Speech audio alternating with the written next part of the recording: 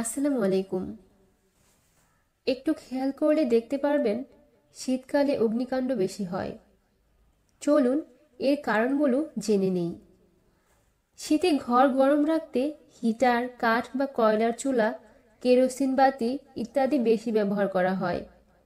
এগুলো সঠিকভাবে পরিচালনা না করলে আগুন ধরে যেতে পারে। এছাড়া শীতে গ্যাস ও কাঠের চুলার ব্যবহার বাড়ে, অসাবধানতাবশত আগুন ছড়িয়ে যেতে পারে।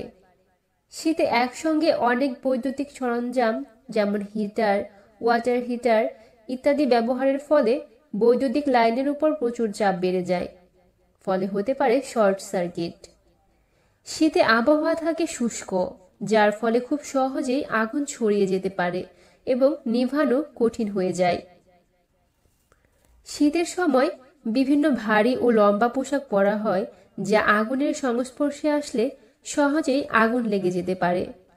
এছাড়া বড়দিন, পহেলা ফাল্গুনের মতো শীতকালীন উৎসবে মোমবাতি, ফানুস ও আতশবাজি ব্যবহারে অসতর্কতার ফলে আগুন লেগে যেতে পারে। আমাদের সবারই উচিত বিষয়গুলো সম্পর্কে ভালোমতো জানা এবং সাবধান হওয়া। এতে করে আমরা বড় ধরনের ক্ষতির হাত থেকে রক্ষা পেতে পারি।